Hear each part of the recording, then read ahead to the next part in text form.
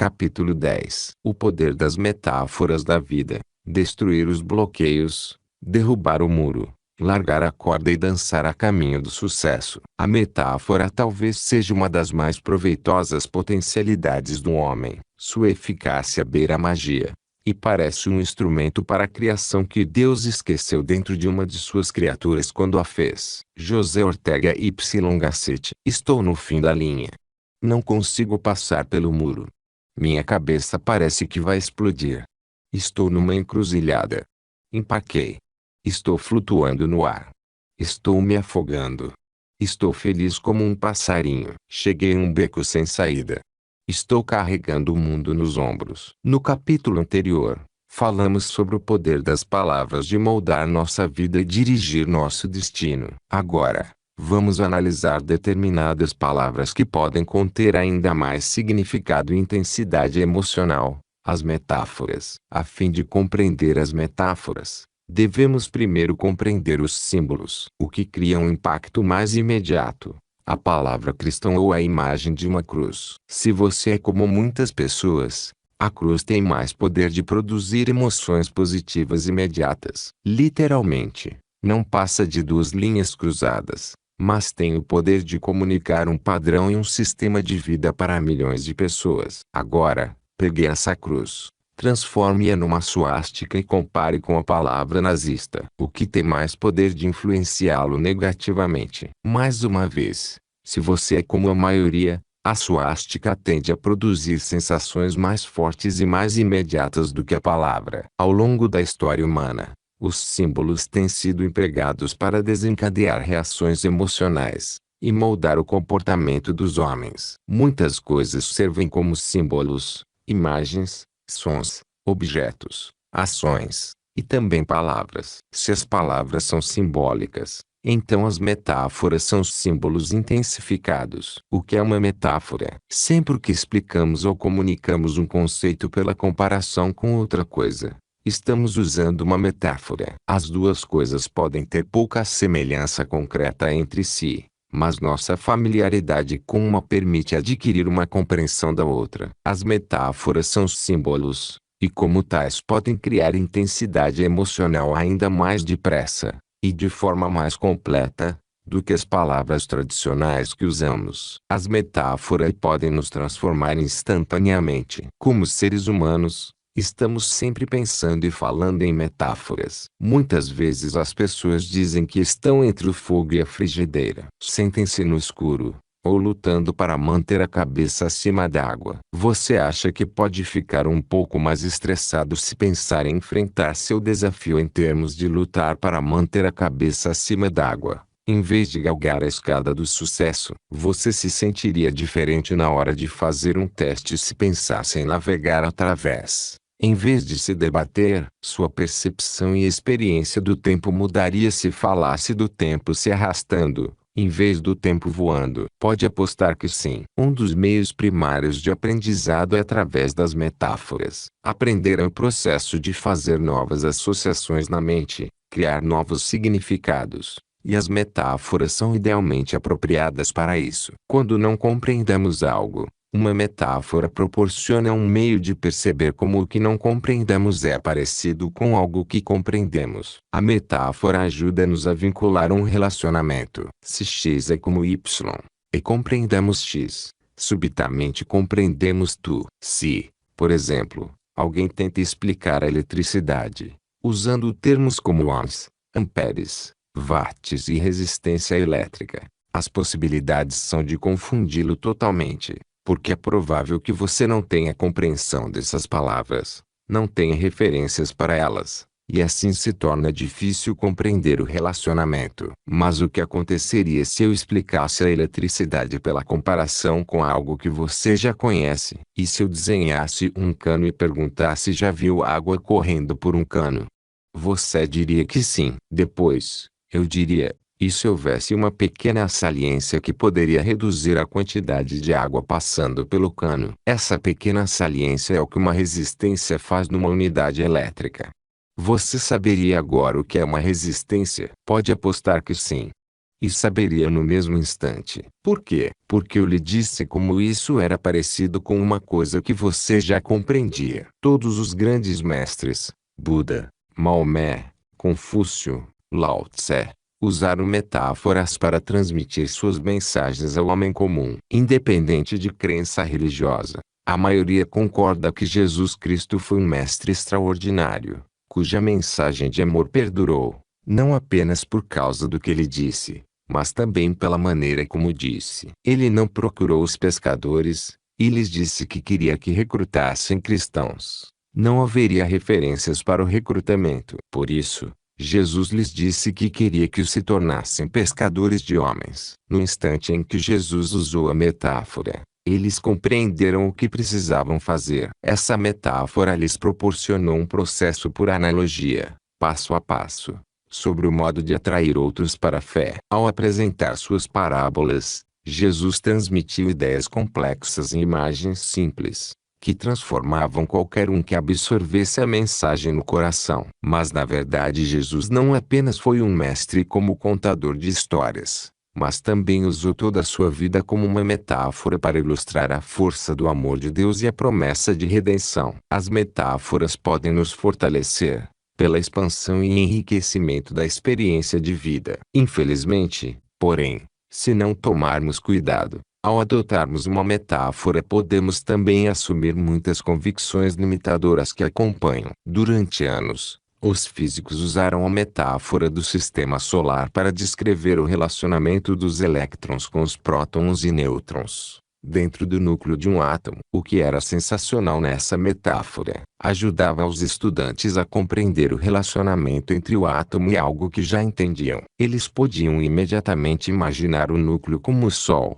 e os elétrons como planetas girando ao redor. O desafio era o fato de que, pela adoção dessa metáfora, os físicos, sem o perceberem, adotavam um sistema de convicção de que os elétrons permaneciam em órbitas equidistantes do núcleo, da mesma maneira que os planetas permaneciam em órbitas basicamente equidistantes do Sol. Era uma pressuposição inacurada e limitadora. Encerrou os físicos, por vários anos, num padrão de resolução de muitas questões atômicas, tudo por causa de um falso conjunto de pressuposições, adotado em decorrência dessa metáfora. Sabemos hoje que os elétrons não mantêm órbitas equidistantes. Suas órbitas variam em distância do núcleo. Essa nova compreensão só foi adotada depois que se abandonou a metáfora do sistema solar. O resultado foi um salto qualitativo na compreensão da energia atômica. Metáforas globais. Lembra-se do meu furioso diretor executivo, no mesmo dia em que fiz as distinções que levaram à criação da tecnologia do vocabulário transformacional. Descobri o valor do que chamo de metáforas globais. Sabia que meu diretor executivo usou palavras que intensificavam sua emoção, e me perguntei o que o fazia ter, em primeiro lugar, aqueles sentimentos negativos. Como já sabemos, tudo o que fazemos baseia-se no estado em que nos encontramos, e nosso estado é determinado pela fisiologia e a maneira como representamos as coisas na mente. Perguntei-lhe por que estava tão transtornado. Ao que ele respondeu, é como se eles nos metessem numa caixa, com uma arma encostada em nossas cabeças. Acha que você reagiria com toda a intensidade se acreditasse ou representasse em sua mente que se encontrava acuado numa situação assim? Não é difícil imaginar por que ele sentia tanta raiva. Durante muitos anos, sem percebê-lo, eu ajudara pessoas a mudarem como se sentiam pela interrupção de seus padrões e pela mudança de suas metáforas. Apenas não me achava consciente do que fazia. Isso é a parte do poder de criar um rótulo. Depois que tem um rótulo para o que você faz, pode produzir um comportamento sistemático. Perguntei ao meu diretor executivo, de que cor é a pistola de esguichar água. Ele fitou-me em estado de perplexidade. Como? Repeti a pergunta. De que cor é a pistola de esguichar água? Isso rompeu seu padrão. A fim de responder, sua mente teve de focalizar minha estranha pergunta, o que mudou imediatamente seu foco interno. Quando ele começou a imaginar uma pistola de esguichar água, Não acha que sua emoção mudou em decorrência? Pode apostar que sim. Ele desatou a rir. Praticamente qualquer pergunta que formulamos com insistência, a pessoa acabará definindo uma resposta, mudando seu foco ao apresentá-la. Por exemplo, se eu lhe disser várias vezes não pense na cor azul, qual é a cor em que você vai pensar? A resposta, sem dúvida, é azul. E aquilo sobre o qual você pensa, é o que vai sentir, levando-o a pensar na situação em termos de uma pistola de esguichar água, destruir no mesmo instante sua imagem enfraquecedora, e assim mudei seu estado emocional no momento. E a caixa? Cuidei dessa parte de uma maneira diferente, porque sabia que ele era competitivo. Limitei-me a dizer, quanto a essa ideia de caixa, não posso falar a seu respeito. Mas sei que ninguém jamais poderia construir uma caixa bastante grande para me caber. Pode imaginar a rapidez com que isso destruiu a ideia da caixa. Esse homem sente uma intensidade irregular porque opera com metáforas agressivas. Se você se sente realmente mal com alguma coisa, verifique as metáforas que está usando para descrever seu sentimento, ou por que não progride, ou o que o atrapalha. Muitas vezes você vem usando uma metáfora que intensifica seus sentimentos negativos. Quando as pessoas experimentam dificuldades, dizem com frequência como sinto o peso do mundo nas minhas costas, ou tenho um muro na minha frente, e não consigo ultrapassá-lo. Mas as metáforas enfraquecedoras podem ser mudadas com a mesma rapidez com que foram criadas. Você optou por representar a metáfora como real. Pode mudá-la com a mesma presteza. Portanto, se alguém me diz que sente como se estivesse com o peso do mundo em suas costas, eu direi no mesmo instante, pois largue o mundo e siga em frente. A pessoa me lança um olhar surpreso, mas para compreender o que acabei de dizer, efetuar uma mudança em seu foco, e por conseguinte como se sente. Ou se alguém me diz que não consegue fazer nenhum progresso, que está sempre esbarrando num muro, digo para deixar de bater, e tratar de abrir um buraco no muro, ou para escalá-lo, fazer um túnel por baixo, contorná-lo, abrir a porta e passar. Por mais simplista que isso possa parecer, você ficaria surpreso ao observar a rapidez com que a pessoa reage. Repito, no momento em que você representa as coisas de uma maneira diferente em sua mente, muda imediatamente a maneira como se sente. Se alguém me diz estou no fim da linha, eu respondo pois então mude de ônibus, e siga em frente. Muitas vezes as pessoas pensam em como se sentem empacadas numa situação. Você nunca está empacado. Pode se sentir um pouco frustrado, pode não ter as respostas claras, mas não está empacado. No instante em que representa a situação para si mesmo como se estivesse empacado, porém, é exatamente assim que vai se sentir. Devemos ter muito cuidado com as metáforas que nos permitimos usar. É preciso tomar cuidado também com as metáforas que os outros propõem. Li recentemente um artigo sobre o fato de que Sally Field está agora completando 44 anos. O artigo dizia que ela começa a descer pela encosta escorregadia da meia-idade. Que modo horrível e enfraquecedor de representar sua sabedoria em expansão. Se você se sente no escuro, basta acender as luzes. Se você se sente afogando num mar de confusão, vá até a praia e relaxe na ilha de compreensão. Sei que isso pode parecer pueril, mas o que é realmente pueril é nos permitir a escolha inconsciente de metáforas que nos enfraquecem. Numa base sistemática, devemos assumir o comando de nossas metáforas, não apenas para evitar as metáforas problemáticas, mas também para podermos adotar as metáforas fortalecedoras. A partir do momento em que se torna sensibilizado para as metáforas que você e as outras pessoas usam, fazer uma mudança se torna muito fácil. Você só precisa perguntar a si mesmo: é isso mesmo que estou querendo dizer? É assim mesmo? Ou esta metáfora é inacurada? Lembre-se, sempre que você diz eu me sinto como ou isto é como, a palavra como é muitas vezes o gatilho para o uso de uma metáfora. Portanto, faça a si mesmo uma pergunta fortalecedora. Indague, qual seria uma metáfora melhor? O que mais é assim? Por exemplo, se perguntasse o que a vida significa para você, ou qual é a sua metáfora para a vida, poderia dizer: a vida é como uma batalha constante, ou a vida é uma guerra. Se você adotasse essa metáfora, passaria a adotar também uma série de convicções que acompanham. Como exemplo do átomo e do sistema solar, você começaria a conduzir seu comportamento baseado num conjunto de convicções inconscientes, contido nessa metáfora. Todo um conjunto de regras, ideias e noções preconcebidas acompanham qualquer metáfora que você adota. Assim, se acredita que a vida é uma guerra, como isso influencia as suas percepções da vida? Pode dizer é dura, e acaba com a morte. Ou serei eu contra todo mundo. Ou é lobo comendo lobo. Ou se a vida é de fato uma batalha, então posso sair machucado. Todos esses filtros têm um impacto em suas convicções inconscientes sobre as pessoas, possibilidades, trabalho, esforço e a própria vida. Essa metáfora afetará suas decisões sobre como pensar, consentir e o que fazer. Moldará suas ações e com isso seu destino. A vida é um jogo. Pessoas diferentes têm metáforas globais diferentes. Por exemplo, lendo as entrevistas de Donald Trump, percebi que ele se refere com frequência à vida como um teste. Ou você ganha o primeiro lugar, ou perde. Não há posição intermediária. Pode imaginar o estresse que isso deve criar em sua vida, ao interpretá-la dessa maneira. Se a vida é um teste, talvez seja difícil.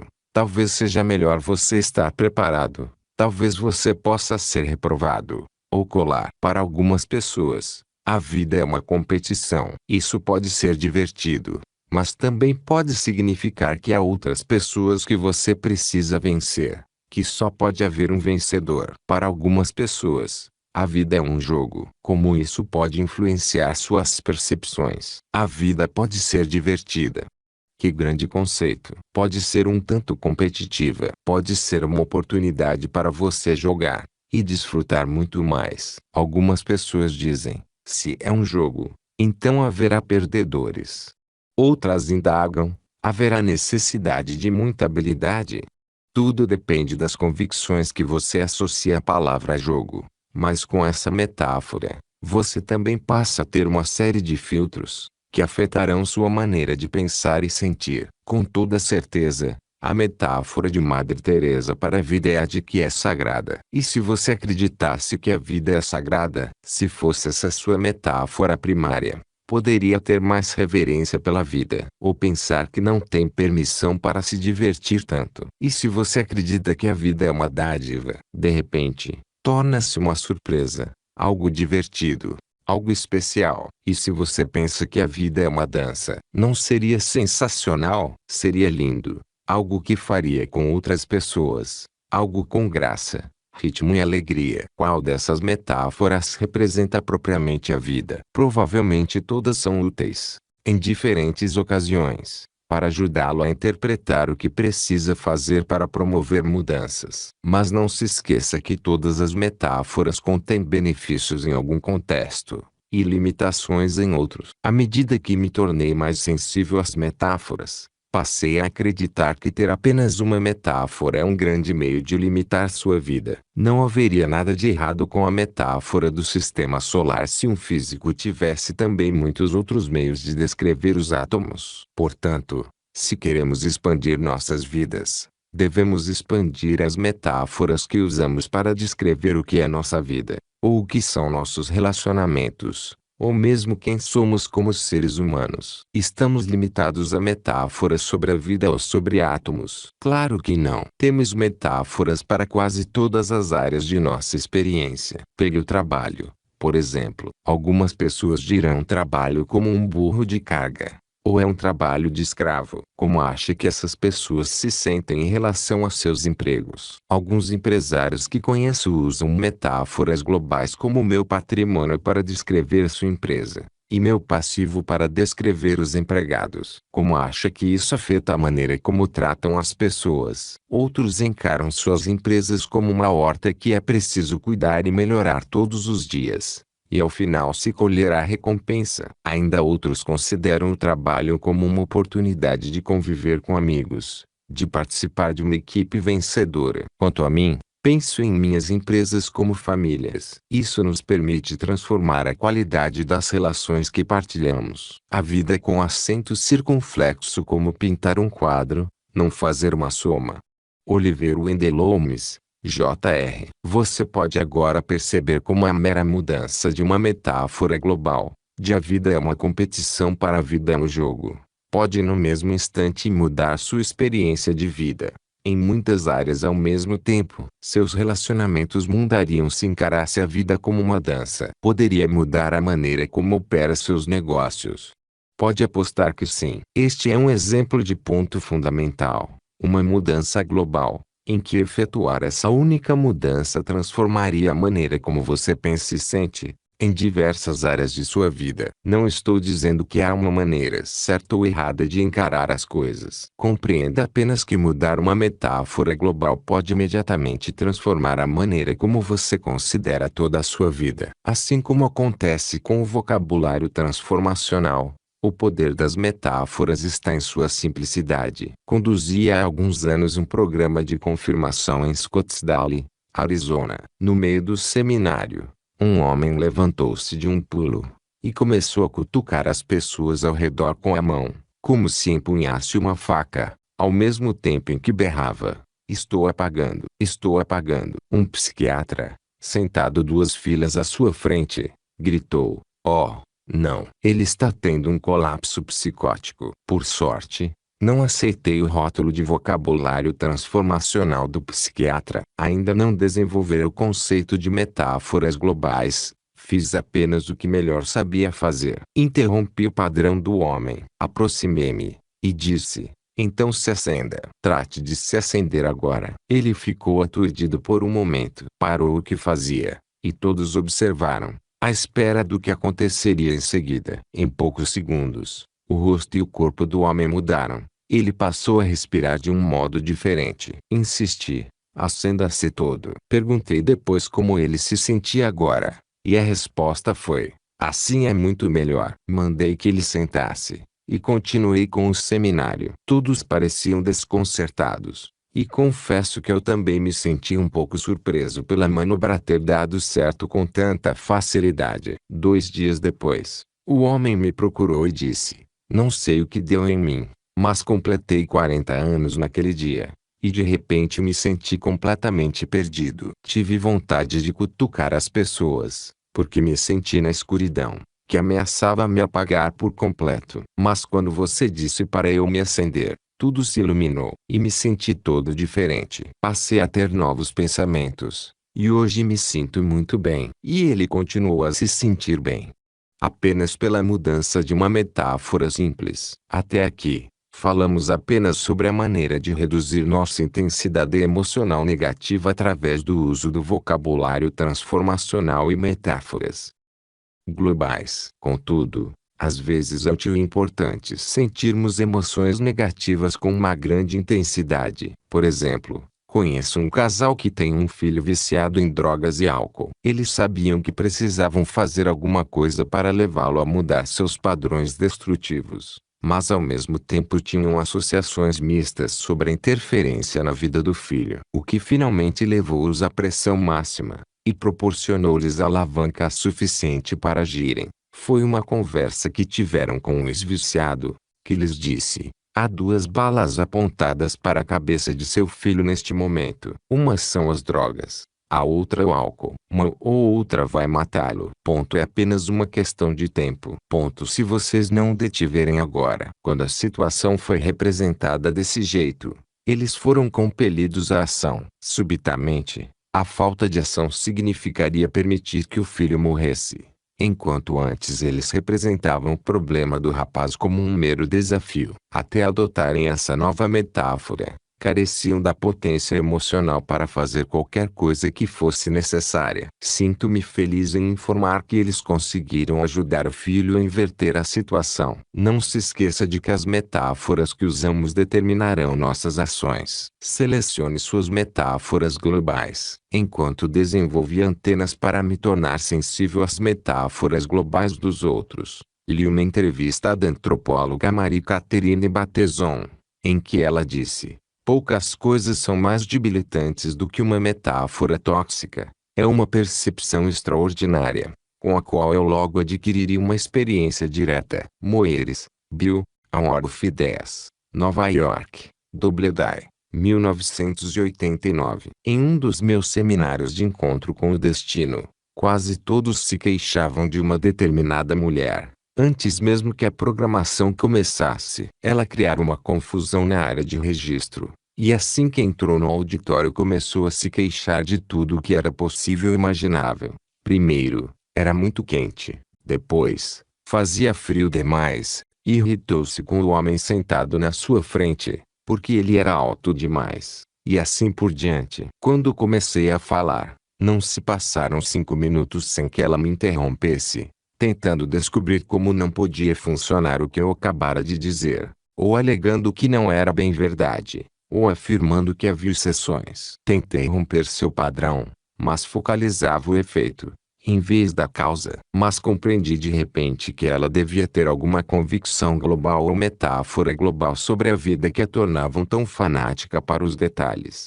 e quase desdenhosa em seu enfoque. Perguntei-lhe: o que está tentando ganhar ao fazer isso? Sei que deve ter intenções positivas. Qual é a sua convicção sobre a vida, ou sobre detalhes, ou sobre se as coisas são certas ou erradas? Ao que ela respondeu: acho que os pequenos vazamentos afundam o navio. Se você pensasse que ia se afogar, não seria também fanático para descobrir qualquer possibilidade de vazamento. Era assim que aquela mulher encarava a vida. De onde vinha aquela metáfora? Descobri que a mulher experimentara várias situações na vida em que pequenas coisas haviam lhe custado muito. Atribuía seu divórcio a pequenos problemas que não conseguira superar. Problemas de que nem mesmo tivera conhecimento. Da mesma forma, sentia que suas dificuldades financeiras eram o resultado de causas também pequenas. Adotara aquela metáfora para não ter de experimentar de novo uma dor igual no futuro. Era evidente que ela não se mostrava muito ansiosa em mudar de metáforas, sem que eu lhe proporcionasse uma alavanca. A partir do momento em que a fiz perceber a dor que essa metáfora criava constantemente em sua vida, e o prazer imediato que poderia experimentar com a mudança, pude ajudá-la a romper seu padrão e a mudar sua metáfora, criando uma série de novos meios de considerar a si mesma e a vida. Ela combinou uma variedade de metáforas globais: a vida como um jogo, a vida como uma dança, e você deveria ter a transformação, não apenas no modo como passou a tratar as outras pessoas, mas também no jeito como começou a tratar a si mesma. Porque antes sempre encontrava também pequenos vazamentos em sua própria pessoa. Essa única mudança afetou a maneira como ela encarava tudo, e é um grande exemplo de como mudar uma única metáfora global pode transformar todas as áreas de sua vida, do amor próprio aos relacionamentos e como você lida com o mundo em geral. Com todo o poder que as metáforas exercem sobre nossas vidas, o mais assustador é que a maioria das pessoas nunca selecionou conscientemente as metáforas com que representa as coisas para si mesma. De onde você tirou suas metáforas? Provavelmente pegou-as de pessoas ao seu redor, de pais, professores, colegas de trabalho, amigos. Aposto que não pensou no impacto dessas metáforas, ou talvez nem sequer tenha pensado nelas, e depois simplesmente se tornaram um hábito. Toda percepção da verdade é a detecção de uma analogia. Traço em rida vitorial. As pessoas me perguntaram durante anos o que eu fazia exatamente. Em diversas ocasiões, experimentei metáforas diferentes. Sou um professor, sou um estudioso, sou um caçador da excelência humana, sou um terapeuta, sou um conselheiro, mas nenhuma transmitia o sentimento certo. As pessoas me concediam uma abundância de metáforas. Eu era conhecido por muitos na imprensa como um guru. Essa é uma metáfora que eu evitava, porque sentia que a pressuposição que acompanhava era de que as pessoas se tornavam dependentes de mim para criar suas mudanças, o que nunca as fortaleceria. Como acredito que todos devemos ser responsáveis por nossas próprias mudanças, evitava essa metáfora. Um dia, porém, encontrei finalmente a resposta. Sou um treinador, pensei. O que é um treinador? Para mim, um treinador é alguém que se torna seu amigo, Alguém que se importa realmente com você. Um treinador está empenhando em ajudá-lo a alcançar o melhor de sua capacidade. Um treinador vai desafiá-lo.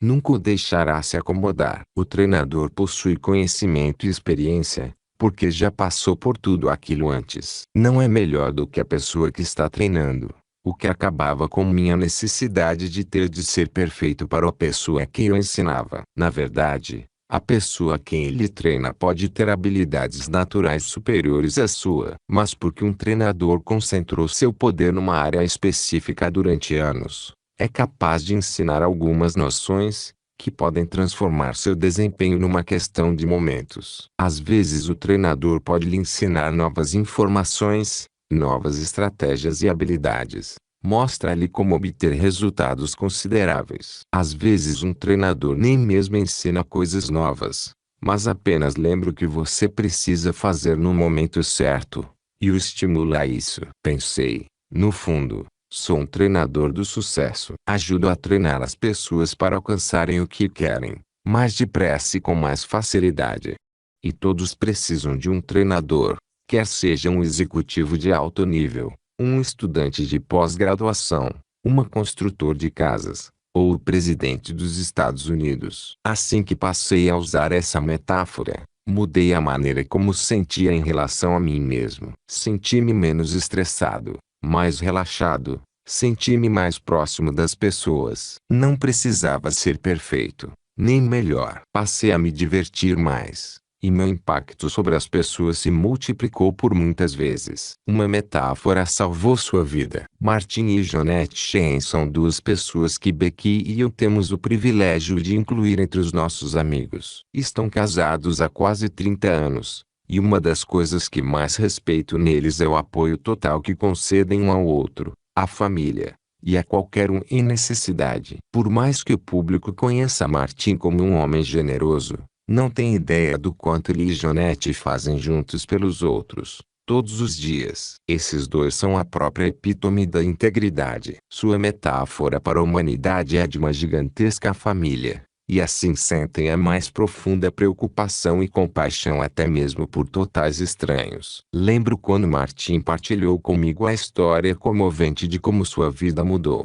Há alguns anos, quando filmava Apocalipse Now. Antes dessa ocasião, ele encarava a vida como algo a temer. Agora, considera-a como um desafio fascinante. Por quê? Sua nova metáfora é a de que a vida é um mistério. Ele adora o mistério de ser um ser humano. A maravilha e o senso de possibilidade que se expande com sua experiência de cada novo dia. O que mudou sua metáfora? A dor intensa. O filme foi realizado nas selvas das Filipinas. As filmagens se prolongavam normalmente de segunda a sexta-feira. Na noite de sexta-feira, Martin e Jonette faziam uma viagem de 2 horas e meia de carro até um refúgio de fim de semana em Manilha. Num fim de semana, porém, Martin teve de ficar para uma filmagem adicional na manhã de sábado. Jonette já programara uma ida à cidade, a fim de comprar um olho de vidro para um trabalhador que era tão pobre que não tinha condições de pagá-lo, e não adiou a viagem. Naquela noite, Martin descobriu-se sozinho, virando de um lado para outro na cama, suando muito, e começando a experimentar uma dor intensa. Pela manhã, começou a sofrer um ataque cardíaco maciço. Partes do corpo ficaram dormentes e paralisadas. Ele caiu no chão, e pela pura força de vontade conseguiu rastejar até a porta, e gritou por socorro. Estendido ali, teve a experiência de morrer. Subitamente, tudo parecia tranquilo. Podia-se ver atravessando o lago distante. Pensou, então morrer é assim. Foi nesse instante que compreendeu que não tinha medo de morrer, que na verdade vivera com medo da vida. Naquele momento, percebeu que a própria vida era um verdadeiro desafio, e tomou a decisão de viver. Reuniu o pouco de energia que ainda lhe restava, estendeu o braço para pegar alguma relva. Com um foco total, levantou lentamente a relva até o nariz. Mal podia sentir qualquer coisa. No momento em que cheirou a relva, a dor voltou. E ele teve certeza que continuava vivo. Continuou a lutar. Quando o pessoal da equipe técnica o encontrou, Todos ficaram convencidos de que ele morreria. Suas expressões e seus comentários levaram Martin a questionar sua própria capacidade de sobreviver. Começou a perder as forças. Compreendendo que não havia tempo a perder, o piloto principal do filme arriscou a própria vida, voando de lado contra ventos de 30 e 40 nós, para levá-lo ao hospital na cidade. Ao chegar, ele foi posto numa maca e conduzido à sala de pronto-socorro, onde continuou a receber mensagens subliminares e ostensivas de que ia morrer. Tornava-se mais fraco a cada momento que passava. E foi então que o Jeanette apareceu. Ela fora informada apenas de que o marido sofrerá um infarto, mas os médicos lhe falaram agora sobre a gravidade de seu estado. Jeanette recusou-se a aceitar como um fato inevitável. Sabia que Martin precisava de força. Sabia também que precisava romper o padrão de medo do marido, além do seu próprio. Entrou em ação no mesmo instante, e conseguiu tudo com uma única declaração. Quando Martin abriu os olhos, ela exibiu um sorriso jovial, e disse: "É apenas um filme, meu bem. É apenas um filme." Martin disse que nesse instante soube que ia sobreviver, e começou a ficar curado. Que grande metáfora! De repente, o problema já não parecia tão grave e era algo que ele podia controlar. Não vale a pena ter um infarto por causa de um filme.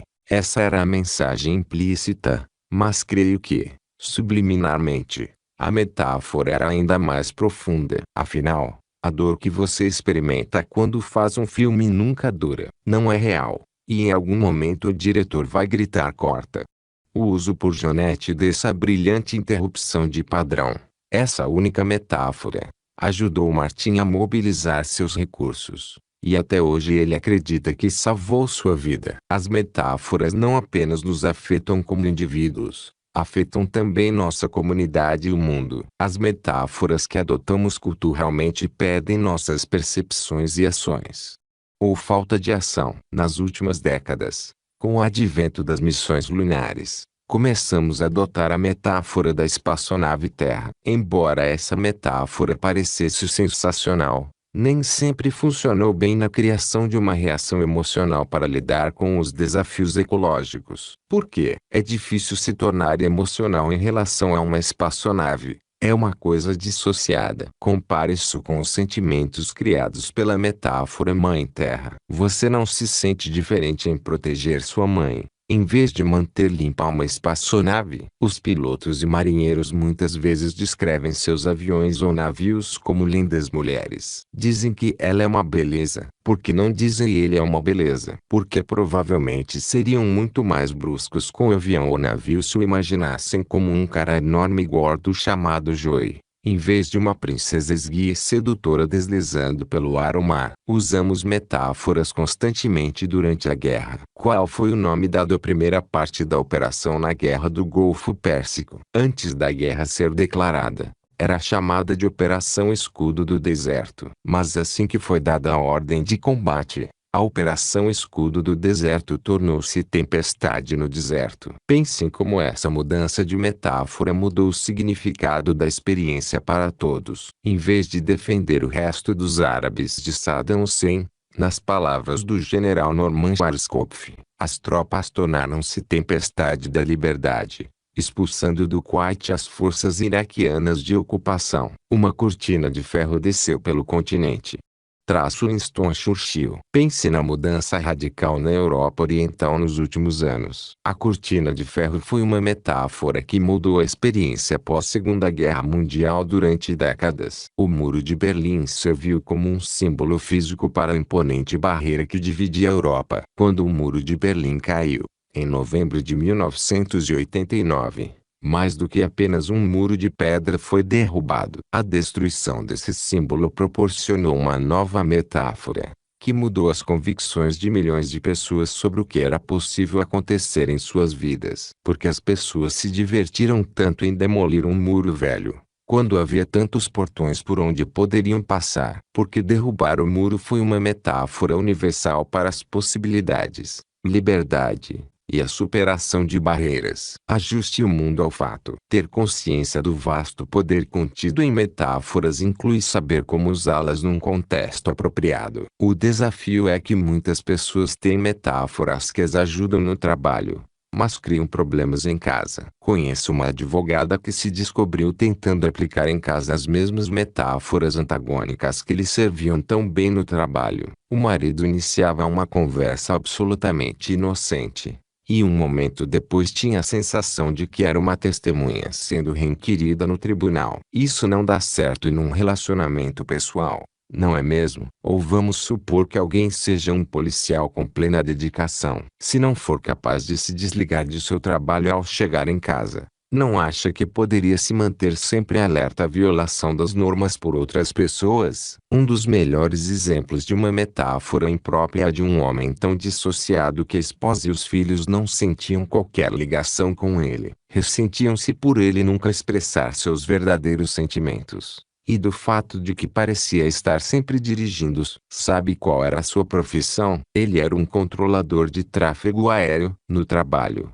tinha de se manter neutro. Mesmo que houvesse uma emergência, precisava manter a voz absolutamente calma, a fim de não alarmar os pilotos que orientava. Essa atitude dissociada era admissível na torre de controle, mas não dava certo em casa. Tome cuidado para não levar as metáforas que são apropriadas em um contexto, como o ambiente em que você trabalha, para outro contexto, como relacionamento com sua família ou amigos. Quais são algumas das metáforas que as pessoas usam para seus relacionamentos pessoais? Há quem chame a pessoa com quem mantém um relacionamento de o velho, ou a megera. Outros chamam de o ditador, ou a carcereira. Uma mulher até chamava o marido de príncipe das trevas. Quais são algumas alternativas mais fortalecedoras? Muitas pessoas chamam o cônjuge de paixão, a metade melhor, parceira na vida, companheira de equipe, alma irmã. Por falar nisso, até a mudança de uma ligeira nuance de uma metáfora mudará a maneira como você percebe o relacionamento. Você pode não se sentir arrebatado por uma parceira,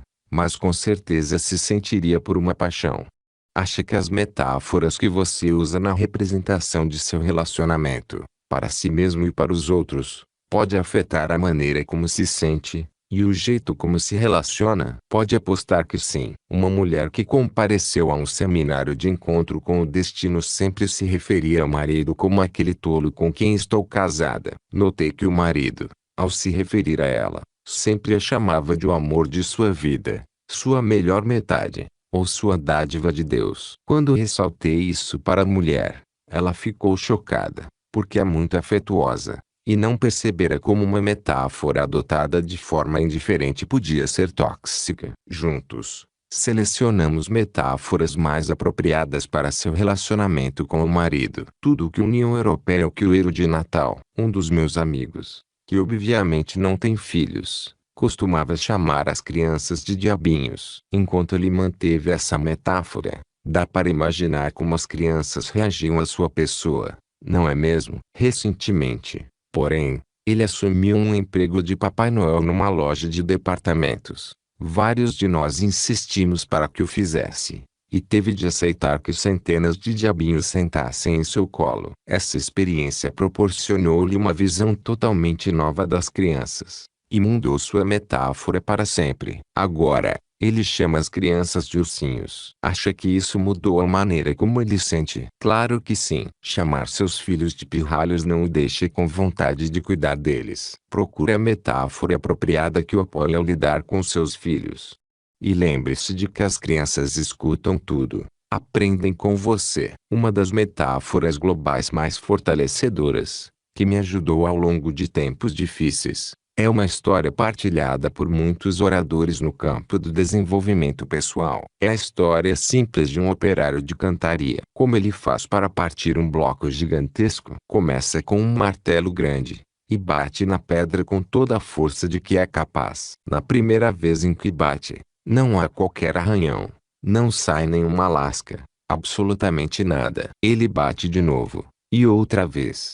100, 200, 300 vezes, sem fazer nenhum arranhão. Depois de todo esse esforço, É possível que o bloco não apresente nenhuma rachadura, mas ele continua a bater. As pessoas às vezes passam e riem dele, por persistir, quando é óbvio que suas ações não surtem qualquer efeito. Mas ele é muito inteligente. Sabe que só porque não se vê resultados imediatos das ações atuais, isso não significa que não se esteja fazendo progresso. Ele continua a bater, em diferentes pontos da pedra, muitas e muitas vezes, até que em algum momento, talvez quando ele chega a 600 ou 700 batidas, talvez na milésima, a pedra não apenas é lascada, mas literalmente se parte ao meio. Foi aquele único golpe que partiu a pedra? Claro que não. Foi a constante e contínua pressão aplicada ao desafio. Para mim, a aplicação sistemática da disciplina do Kanye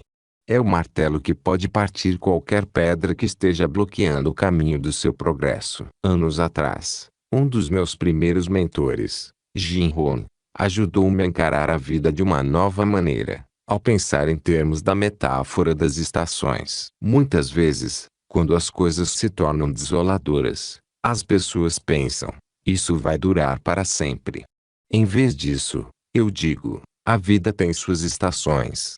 E estou no inverno agora. O melhor de tudo, se você adotar essa metáfora, o que sempre se segue ao inverno. A primavera. O sol aparece, você não se sente mais congelado, e de repente pode plantar novas sementes. Começa a perceber toda a beleza da natureza, vida nova e crescimento. Depois, vem o verão. Faz calor, você cuida de suas plantinhas. Proteja-as para que não fiquem queimadas. O outono em seguida, quando você pode colher suas recompensas. Às vezes não dá certo. Uma tempestade de granizo destrói sua colheita. Mas se você confia no ciclo das estações, sabe que terá outra chance. Um grande exemplo do poder da metáfora de transformar a vida de uma pessoa foi apresentado por um homem em um de meus seminários do Encontro com o Destino. Seu apelido era Maestro. Sempre peço às pessoas para escolherem um nome que seja uma metáfora da maneira como querem ser tratadas durante o fim de semana. Até mesmo esse exercício simples pode criar algumas mudanças interessantes nas pessoas, ao começarem a corresponder a seu novo rótulo. Você não acha que agiria diferente se seu nome fosse Raio, Amor, Dançarino, ou Mago? Maestro era um homem maravilhoso, com quase 80 quilos de excesso de peso. Enquanto eu trabalhava com ele, ficou evidente que associava ser gordo a ser espiritual. Sua convicção era de que se alguém tinha um grande excesso de peso, só as pessoas espirituais o procurariam, porque seriam as únicas que não se sentiriam repelidas pela gordura. As pessoas sinceras tentariam fazer contato, as superficiais, não espirituais, se mostrariam tão repelidas que nunca teria de lidar com elas. Ele comentou, sei que isso não faz o menor sentido, mas sinto que é real. Se você é gordo, então é espiritual. Afinal, pense em todos os gurus gordos do mundo. Acho que Deus ama os gordos. Ao que eu respondi, acho que Deus ama todo mundo. Mas o que ele fez com os gordos é metê-los num espeto e assá-los no fogo do inferno. Você devia ter visto a cara do homem. Claro que não acredito nisso, mas era uma grande interrupção de padrão, que criava uma imagem bastante intensa em sua cabeça. Perguntei-lhe em seguida, como é seu corpo? Não é nada. Apenas um veículo de qualidade. Não importa que seja um veículo de qualidade, desde que o leve até lá. Era evidente que havia necessidade de uma mudança de metáfora. Ele já era um lindo ser espiritual, por isso ajudei-o a adotar uma nova metáfora, em consonância com suas convicções. Indaguei como trataria seu corpo se compreendesse que não era apenas um veículo para transportá-lo, mas era na verdade o templo de sua alma. Nesse momento, ele balançou a cabeça, e deu para perceber que acreditava sinceramente que seu corpo era isso. Com uma simples alteração de percepção, ele efetuou todas as mudanças necessárias em suas regras inconscientes sobre o que comer, quando comer, como comer, e como tratar seu corpo. Naquele momento, uma metáfora global mudou praticamente tudo o que ele sempre pensara sobre seu corpo. Como você trataria um templo? Meteria lá dentro enormes quantidades de alimentos gordurosos. O senso de reverência por seu corpo transformou o maestro. No momento em que escrevo sua história, transcorreram 6 meses desde seu comparecimento ao seminário, e ele já perdeu 60 quilos pela simples adoção dessa metáfora. Vivendo de acordo todos os dias, tornou-se a metáfora habitual, que molda seu pensamento e ações. Agora, ao fazer compras num supermercado, ele se pergunta: eu poria isto num templo? De vez em quando, muito raramente, quando se descobre no corredor do supermercado que contém todas as comidas perniciosas que antes costumava consumir, ele imagina seu corpo num espeto por cima do inferno. E é o suficiente para fazê-lo sair dali. Maestro também costumava ouvir música tão alto que todos ao seu redor receavam que acabaria estourando os tímpanos. Agora, nem mesmo escuta a mesma música. E explica: preciso cuidar do meu templo. Ficou patente agora o incrível poder das metáforas globais para mudar quase todas as áreas de sua vida ao mesmo tempo. A metamorfose de lagarta para borboleta. Um dia, quando meu filho Joshua tinha 6 ou 7 anos, chegou em casa num choro histérico, porque um dos seus amigos caíra de um brinquedo no recreio da escola e morrera. Sentei com Joshi, e disse: querido, sei como se sente. Está com saudade dele, e deve mesmo ter esses sentimentos. Mas deve também compreender que se sente assim porque é uma lagarta. Como eu já conseguira romper um pouco seu padrão. Está pensado como uma lagarta. Ele perguntou o que isso significava. Há um momento em que a maioria das lagartas pensa que morreu. Acha que a vida acabou. Quando isso acontece, quando aquela coisa começa a se enrolar em torno delas. Isso mesmo. Logo toda a lagarta fica em volta pelo casulo. E quer saber de uma coisa? Se você abrisse o casulo, descobriria que a lagarta não está mais ali. Há apenas uma papa, uma substância viscosa. E a maioria das pessoas, inclusive a lagarta, pensa que é a morte. Na verdade, porém, está apenas começando a transformação. Está me entendendo? É passar de uma coisa para outra. E não demora muito a virar o quê? Uma borboleta. Respondeu Joshi. As outras lagartas pequenas no chão podem ver que aquela lagarta se transformou numa borboleta. Não. E o que uma lagarta faz quando sai do casulo? Voa. Isso mesmo, Joshi. Sai do casulo. A luz do sol seca as asas, e começa a voar. E ainda mais linda do que antes, quando era uma lagarta. E é mais livre ou menos livre? Muito mais livre. Acha que vai se divertir mais? Claro. Tem menos pernas para se sentir cansada. Exatamente, Joshi. Não precisa mais de pernas, pois tem asas. Acho que seu amigo agora tem asas. Não cabe a nós decidir quando alguém se torna uma borboleta. Achamos que é errado, mas creio que Deus tem uma noção melhor do momento certo. Agora é inverno, e você gostaria que fosse verão. Mas Deus tem um plano diferente. Às vezes temos simplesmente de confiar que Deus sabe como fazer as borboletas melhor do que nós. E quando somos lagartas, às vezes nem sequer percebemos que as borboletas existem, porque estão acima de nós. Mas talvez devêssemos sempre lembrar que estão lá. Joshua sorriu, deu-me um abraço apertado, e disse: aposto que ele é uma linda borboleta. As metáforas podem mudar o significado que você associa a qualquer coisa, mudar aquilo a que você vincula dor e prazer, e transformar sua vida de forma tão eficaz quanto transforma sua linguagem. Selecione-as com todo cuidado, selecione com inteligência, selecione para que aprofundem e enriqueçam sua experiência de vida e a das pessoas com quem se importa. Torne-se um detetive das metáforas. Sempre que ouvir alguém usar uma metáfora que acarreta limitações, trate de interferir, rompa seu padrão, e ofereça uma nova. Faça isso pelos outros, e faça também por si mesmo. Experimente o seguinte exercício. 1. O que é vida? Escreva as metáforas que você já escolheu. A vida é como? O que? Projete tudo em que puder pensar, porque é bem provável que tenha mais de uma metáfora para a vida. Quando se encontrar num estado de aridez, provavelmente dirá que é uma batalha ou uma guerra. E quando se sentir num bom estado, talvez pense que é uma dádiva. Anote tudo. Depois, faça uma revisão de sua lista, e pergunte a si mesmo: se a vida é isso e aquilo, o que isso significa para mim? Se a vida é sagrada, o que isso significa para mim? Se a vida é um sonho, o que isso significa para mim? Se o mundo inteiro é um palco, o que isso significa para mim? Cada uma de suas metáforas o fortalece e ao mesmo tempo o limita. O mundo inteiro é um palco pode ser sensacional porque significa que você pode sair por aí, fazer uma diferença, ser ouvido. Mas também pode significar que você é alguém que está sempre representando, em vez de partilhar seus verdadeiros sentimentos. Portanto, analise as metáforas que pôs à sua disposição. Quais são as vantagens e desvantagens? Que novas metáforas pode aplicar à sua vida, a fim de sentir mais feliz, livre e fortalecido? 2. Faça uma lista de todas as metáforas que vincula relacionamentos ou casamento. Estão fortalecendo ou enfraquecendo-o. Lembre-se de que só a percepção consciente pode transformar suas metáforas,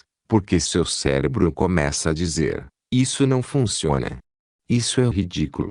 E você pode adotar uma nova metáfora com facilidade. A beleza dessa tecnologia é a sua simplicidade. 3. Escolha outra área de sua vida que mais lhe cause impacto. Pode ser sua atividade profissional, seus pais, seus filhos, sua capacidade de aprender. E descubra suas metáforas para essa área. Escreva essas metáforas e analise seu impacto. Escreva: aprender é como brincar. Se estudar é como arrancar dentes. Você pode imaginar a dor que está proporcionando a si mesmo. Essa pode ser uma boa metáfora para mudar e mudar agora. Mais uma vez, verifique as consequências positivas e negativas de cada uma de suas metáforas. Explorá-las pode criar novas opções para a sua vida. 4. Crie metáforas novas e mais fortalecedoras para cada uma dessas áreas. Decida que daqui por diante você vai pensar na vida como 4 ou 5 coisas novas para começar. No mínimo, a vida não é uma guerra. A vida não é um teste. A vida é um jogo. A vida é uma dança. A vida é sagrada. A vida é uma dádiva. A vida é um piquenique. Qualquer coisa que crie a intensidade emocional mais positiva para você. 5. Finalmente, decida que você vai viver com essas metáforas novas e fortalecedoras pelos próximos 30 dias. Convido-o a permitir que a radiância de suas novas metáforas o façam sentir que flutua pelo ar, até alcançar a nuvem 9. Enquanto você se encontra por cima do mundo, pode olhar para baixo e se sentir satisfeito, sabendo que a quantidade de alegria que experimenta neste momento é apenas a ponta do iceberg. Assuma o controle de suas metáforas agora, e crie um novo mundo para si mesmo. Um mundo de possibilidades, de riqueza, de maravilha e alegria. Agora que você dominou a arte criativa de elaborar metáforas, transformar vocabulário, e fazer perguntas fortalecedoras, está pronto para controlar